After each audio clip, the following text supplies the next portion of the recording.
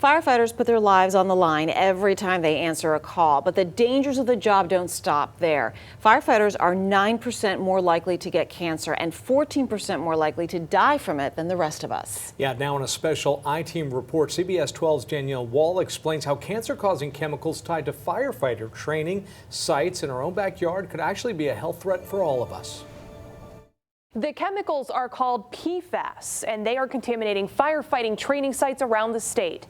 Firefighters we spoke with don't know much about them, but they're all too familiar with the disease they can cause.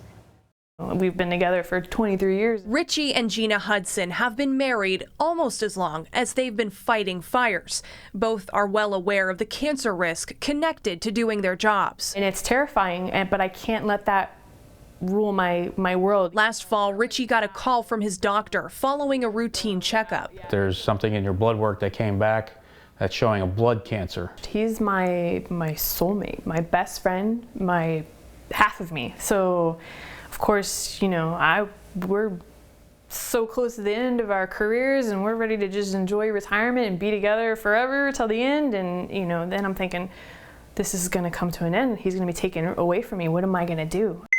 Doctors diagnosed Richie with acute myeloid leukemia. I've come to realize that now I'm one of those statistics that I'm a firefighter that has cancer. So where it came from, on the job or not, I don't know. But regardless, I'm fighting it and I'm beating it. It's impossible to know what caused Richie's cancer, but there's a growing list of carcinogens he could have been exposed to on the job. One of them, a group of man-made chemicals called PFAS. They are persistent, they don't break down, and they can accumulate in the environment and in the human body. They're often called forever chemicals, and that's sort of a play on this very strong bond that makes up these chemicals. Alexis Temkin is a toxicologist at the Environmental Working Group, a national nonprofit that researches environmental health.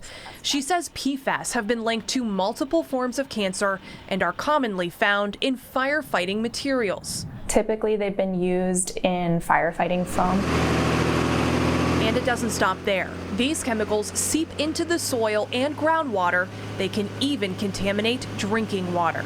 The Environmental Protection Agency posted initial warnings about PFAS in 2009 and 4 years ago added more serious lifetime health advisories. In spite of that, there is still no requirement to test for PFAS, nor are they banned in the U.S.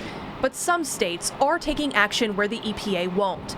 Florida's Department of Environmental Protection tested for PFAS at firefighting training sites across the state. The I-Team reviewed the state's reports and found elevated levels of the chemicals at 3 training locations in our viewing area. At Indian River State College, tests found elevated levels of the contamination in the soil, surface water, groundwater, and drinking water. And both Palm Beach County Fire Rescue and Palm Beach State College had high levels in the soil and groundwater.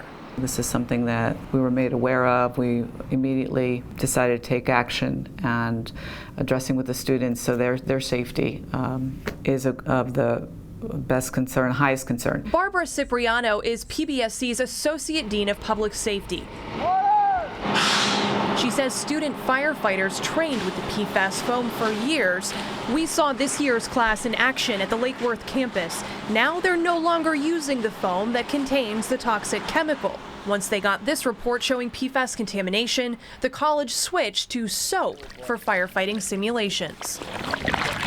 This is something easy to protect them from. This is something we know, we'll remove it, and they shouldn't have to deal with it in the future. Removing the foam from the campus is the easy part. Getting PFAS out of the environment here is much more complicated. While the Department of Health tests the drinking water at nearby homes, the campus is working on a cleanup plan. The other toxic training sites in our area also told the I-Team they're working with the state on cleanup and they no longer use the toxic foam. You have to know about it to make that change. And now that we do know about it, most departments are making those changes. For now, the Hudsons are staying hopeful. Hopeful that with more research and awareness, departments will reduce exposure to carcinogens like PFAS. And they're hopeful Richie will soon enjoy that retirement he's worked so hard for, especially now. Doctors say he's in remission. When we got the news, obviously super excited, I got up, Gina jumped started up, jumping up and hugged down. the doctor, and I hugged him. I jumped on him and hugged him. Very, yeah, it was such very a thankful. Prayers weight. answered, and a weight off of our chest for sure. The EPA does not require public utilities to test drinking water for PFAS chemicals, and as of today, it is still not part of the Safe Drinking Water Act. But there are ways to filter PFAS out of your water. We have information about that on CBS12.com. Danielle Waugh, CBS 12 News.